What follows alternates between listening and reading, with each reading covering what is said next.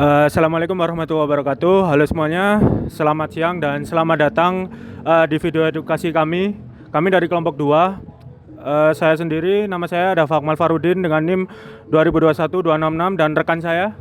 Dan saya Muhammad Abdul Hanya Krakusuma hari ini dengan NIM 2022-103-703-11359. Hari ini kita akan membahas sesuatu yang sangat krusial bagi masa depan dunia kerja, terutama industri 5.0. Oke, jadi banyak orang mikir industri 5.0 atau 5.0 itu cuma soal robot yang makin pinter, seperti AI juga termasuk.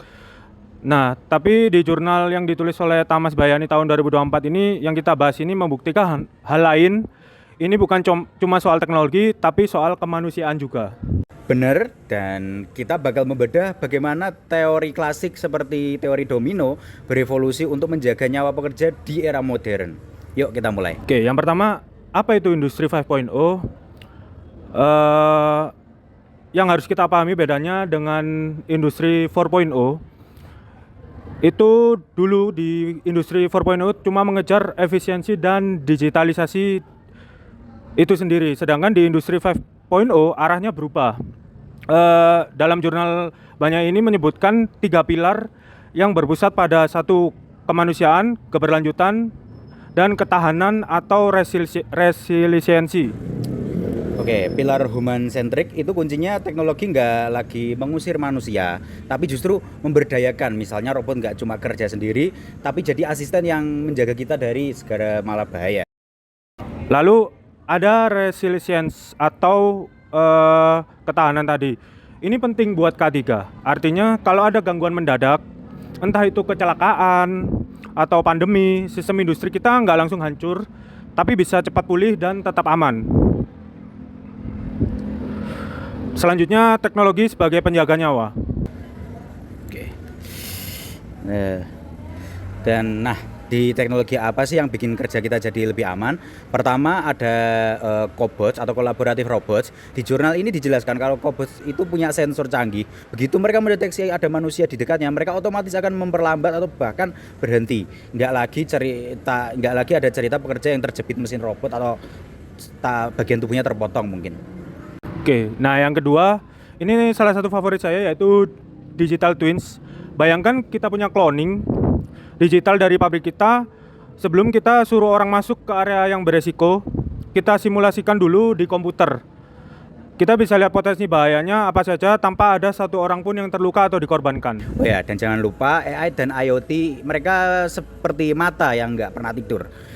Mereka memantau suhu, tekanan, dan kelelahan pekerja secara real time. Begitu ada yang nggak beres, sistem akan langsung memberikan peringatan kepada sistem. Gitu ya. Oke, selanjutnya transformasi teori domino. Sekarang bagian yang paling menarik, teori domino. Teman-teman pasti tahu kan teori klasik yang bilang kalau satu kesalahan kecil jatuh bakal merembet jadi kecelakaan fatal di masa lalu. Domino itu jatuh tanpa ada yang menahan. Oke. Tapi di industri 5.0 kita meletakkan digital barrier di antara kartu domino tersebut. Misalnya domino pertama adalah kegagalan teknis di 5.0. AI bakal langsung nangkep kartu itu sebelum dia nyenggol kartu yang lain.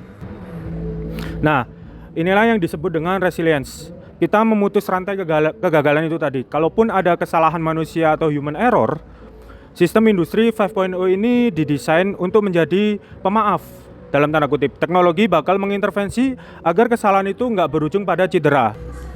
Jadi, teori domino nggak hilang, tetapi cara kita memutus rantainya yang lebih jauh dan lebih cerdas dan proaktif. Nah, terakhir kesimpulan dan penutup ini di industri 5.0 adalah tentang kolaborasi cerdas antara otak manusia dan kekuatan atau kecanggihan mesin.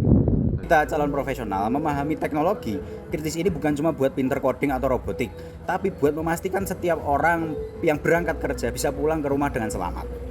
Nah, itu tadi video edukasi yang bisa atau dapat kami sampaikan. Kurang lebihnya mohon maaf. Semoga video yang kita buat bisa membantu dan bermanfaat. Terima kasih sudah menonton video kami. Jangan lupa keselamatan bukan cuma hanya prosedur tapi juga prioritas utama. Sampai jumpa di kelas dan diskusi nanti. Terima kasih. Wassalamualaikum warahmatullahi wabarakatuh.